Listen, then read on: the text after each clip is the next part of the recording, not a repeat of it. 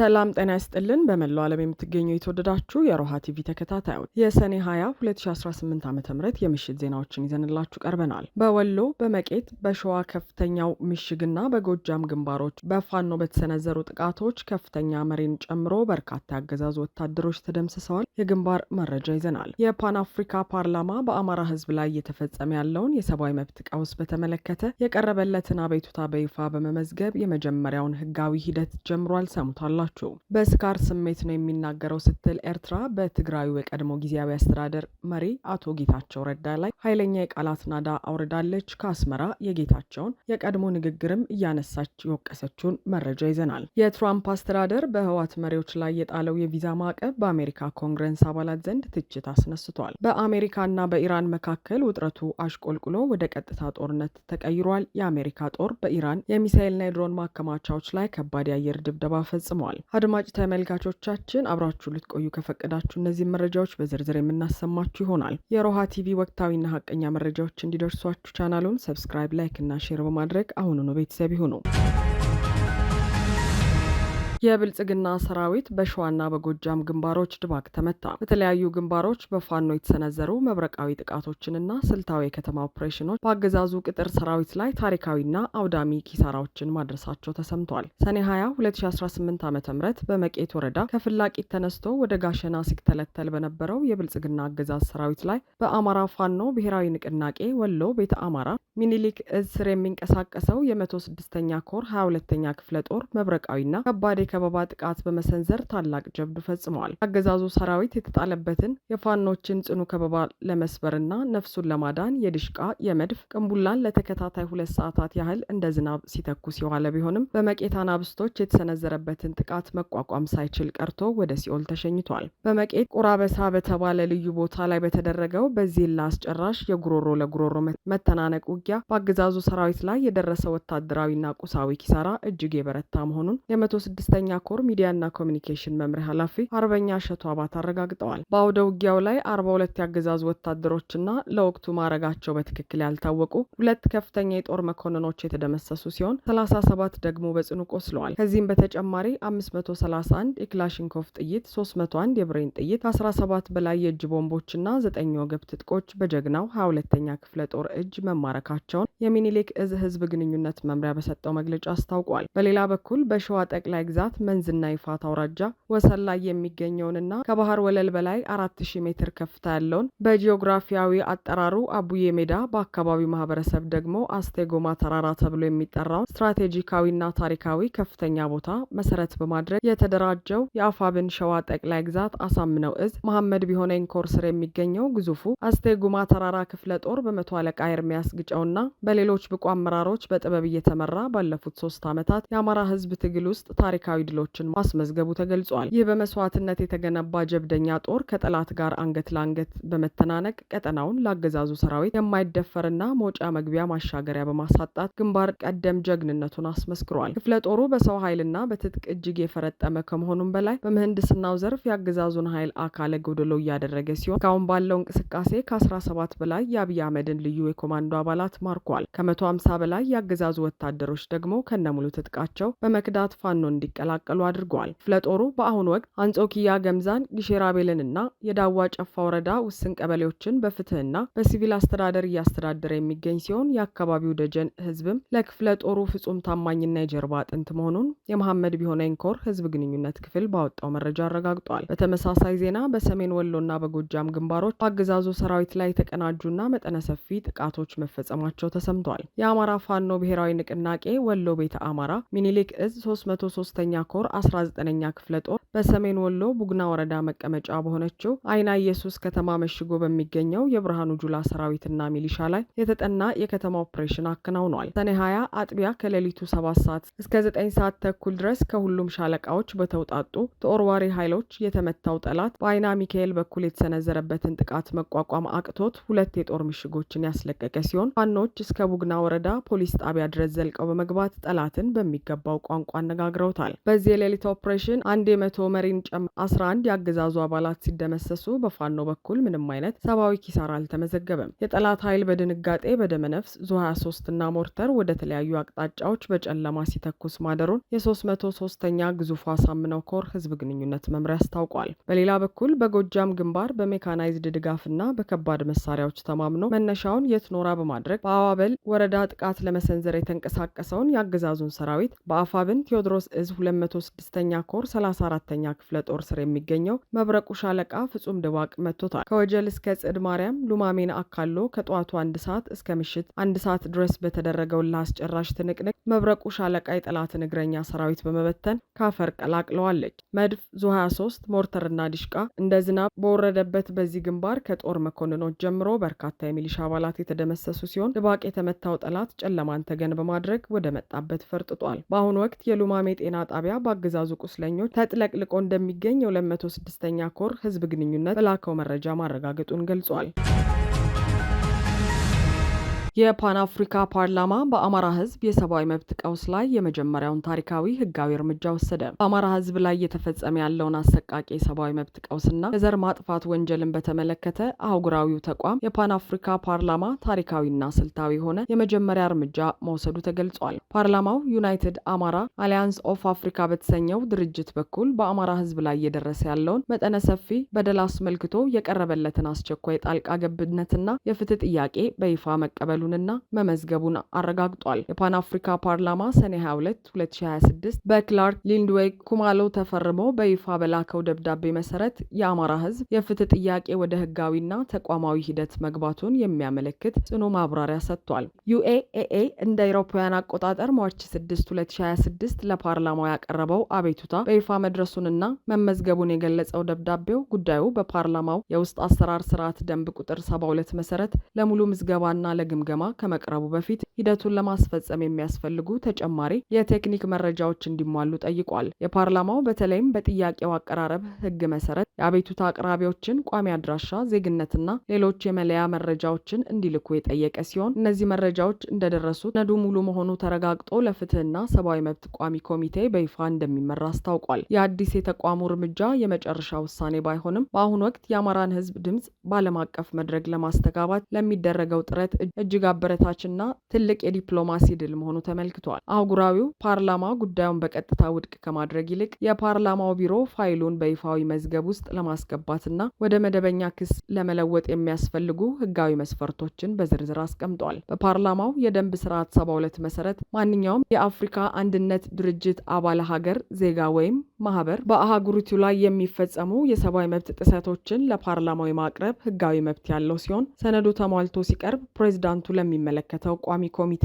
እንደሚመራው ኮሚቴውን መርምሮ የምክረ ሀሳብና የውሳኔ ረቂቅ ለጠቅላላ ጉባኤው እንደሚያቀርብ በግልጽ ተደንግጓል። ፖለቲካና የዲፕሎማሲ ተንታኞች እንደሚሉት ይህ ሂደት በአፍሪካ አህጉራዊ ተቋም ውስጥ የአማራ ጉዳይ በይፋና በከፍተኛ የህግ ማዕቀፍ ውይይት ሊደረግበት የሚችልበትን ታሪካዊ እድል ፈጥሯል። ከዚህ በኋላ የሚቀርቡት ተጨማሪ ሰነዶች ተሟልተው ሲላኩ ጉዳዩ በቋሚ ኮሚቴዎች ደረጃ ታይቶ በአብይ አህመድ አገዛዝ ላይ ጠንካራ ማዕቀቦች፣ ውሳኔዎች ወይም ምክረ ሀሳቦች ሊወጡበት ይችላሉ።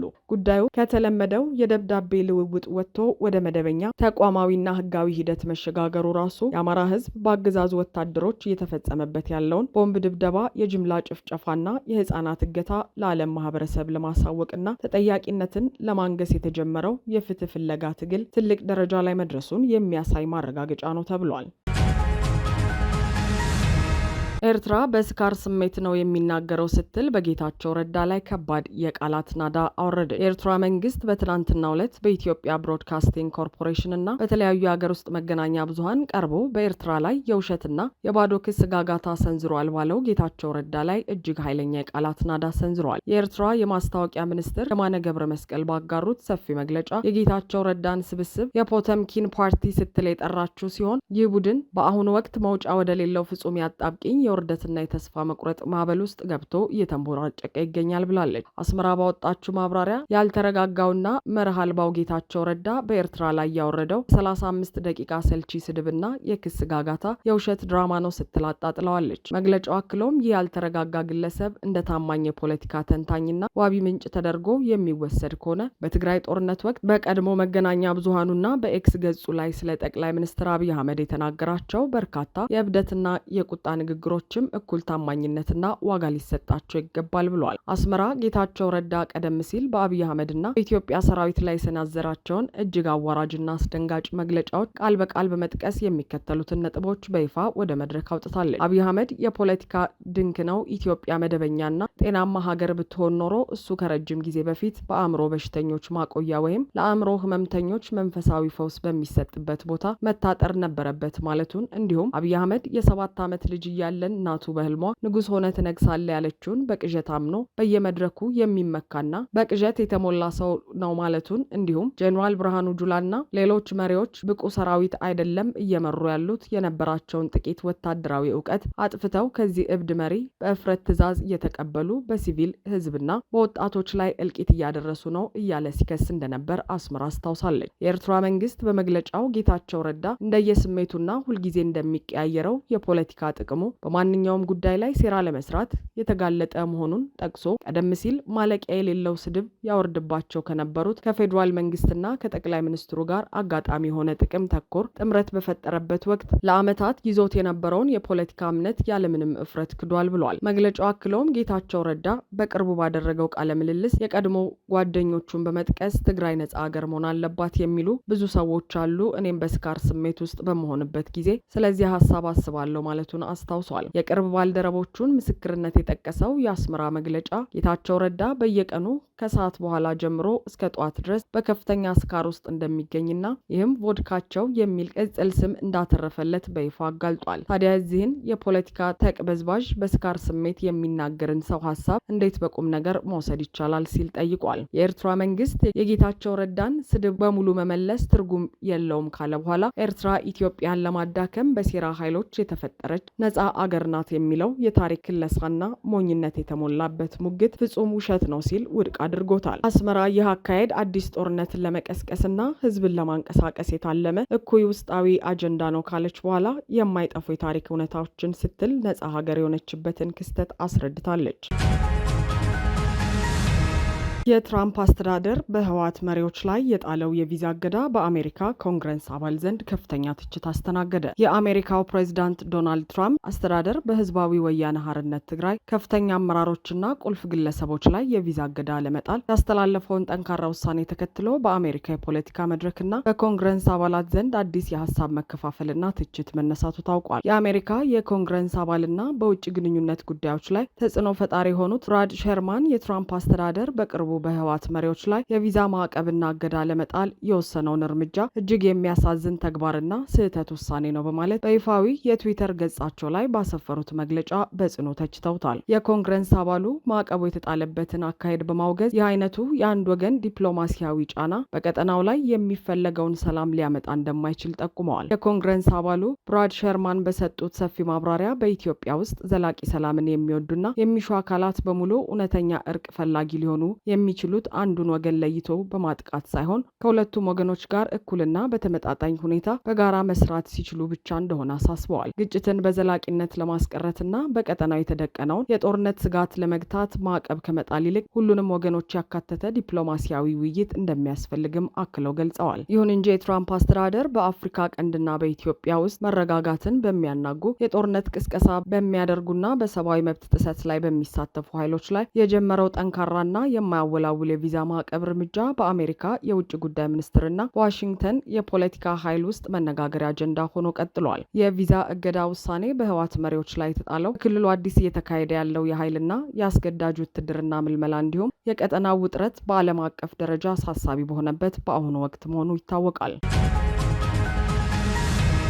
በኢራንና በአሜሪካ መካከል ተረጋግቶ የነበረው ውጥረት በአዲስ የጦርነት እሳት ተቀሰቀሰ። በመካከለኛው ምስራቅ እጅግ ስልታዊና ወሳኝ በሆነው የሆርሙዝ ወሽመጥ አካባቢ በተቀሰቀሰ አዲስ ወታደራዊ ግጭት ሳቢያ በኢራንና በአሜሪካ መካከል ውጥረቱ አይሎ ወደ ጦርነት እየተቀየረ መሆኑ ታውቋል። የኢራን የውጭ ጉዳይ ሚኒስትር ባወጣው መግለጫ የዩናይትድ ስቴትስ አሜሪካ ጦር በኢራን ሉዓላዊ ግዛት ውስጥ የፈጸመው መጠነ ሰፊ ወታደራዊ ጥቃት ሁለቱ ሀገራት በመካከላቸው ያለውን ጦርነትና ግጭት ለማቆም በቅርቡ የተፈራረሙትን የመግባቢያ ስምምነት በግልጽ የጣሰና የናቀ ነው ሲል በጽኑ ከሷል። ይህ አዲስ ወታደራዊ ፍልሚያ የተቀሰቀሰው ኢራን ባልተፈቀደ የሆርሙዝ ወሽመጥ የባህር ክልል ውስጥ ስትጓዝ ነበር ያለቻትን አንድ የንግድ መርከብ ላይ ጥቃት ሰንዝራ መምታቷን ተከትሎ ነው። ይህንን የቴህራን እርምጃ እንደ ቀጥተኛ ትንኮሳ የቆጠረው የአሜሪካ ጦር ማዕከላዊ እዝ ወዲያውኑ በኢራን ግዛቶች ላይ የአየር ጥቃት መፈጸሙን በይፋ አስታውቋል። አርብ ምሽት የአሜሪካ ጦር ማዕከላዊ እዝ በሰጠው መግለጫ የአገሪቱ እጅግ ዘመናዊ ተዋጊ አውሮፕላኖች የኢራንን የሚሳይልና የሰው አልባ ድሮን ማከማቻዎችን እንዲሁም በባህር ዳርቻ ላይ የሚገኙ የራዳር መቆጣጠሪያ ተቋማትን በቀጥታ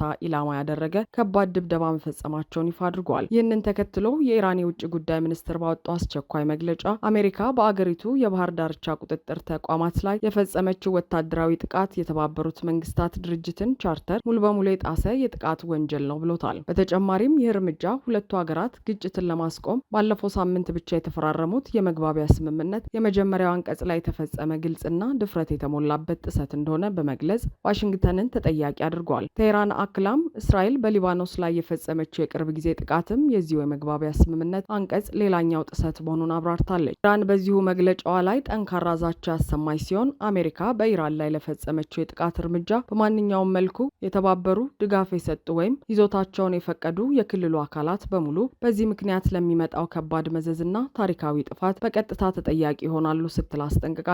በሌላ በኩል የኢራን ታዋቂው አብዮታዊ ዘብ በበኩሉ የአሜሪካ ጦር ይዞታዎችንና ወታደራዊ ማዕከላትን በመምታት ፈጣንና አውዳሚ አጸፋዊ እርምጃ መውሰዱን አስታውቋል። ይሁን እንጂ አብዮታዊ ዘቡ የትኛው የአሜሪካ ወታደራዊ ይዞታ ላይ ጥቃት እንደሰነዘረ በግልጽ ከመናገር ተቆጥቧል። ይህ በእንዲህ እንዳለ የባህረ ሰላጤዋ ሀገር ባህሬን በበኩሏ ኢራን በግዛቷ ውስጥ ድንገተኛና የጥፋት የድሮን ጥቃት እንዳደረሰችባት በመግለጽ ድርጊቱን በጽኑ አውግዛለች። የማናማ አስተዳደር ባወጣው መግለጫ ባህሬን የሀገሪቱን የግዛት አንድነት ሉዓላዊነትና የሕዝቧን ደህንነት ለማስጠበቅ ስትል ማንኛውንም አይነት አጸፋዊ እርምጃ የመውሰድ ሙሉና ሕጋዊ መብት እንዳላት አስታውቃለች። ይህ በኢራን በአሜሪካና በክልሉ ሀገራት መካከል የተቀሰቀሰው አዲስ ወታደራዊ ፍጥጫ መላውን የመካከለኛው ምስራቅ ቀጠና ወደማይመለስበት መጠነ ሰፊና አውዳሚ የዓለም ጦርነት አዙሪት ውስጥ ሊከተው ይችላል የሚሉ ስጋቶች በከፍተኛ ሁኔታ እየጨመሩ መጥተዋል። አድማጭ ተመልካቾቻችን የሰዓቱ የሮሃ ቲቪ ዜናዎች የተከታተላችኋቸውን ይመስሉ ነበር። አብራችሁን ስለነበራችሁ ከልብ እናመሰግናለን። ሰላም።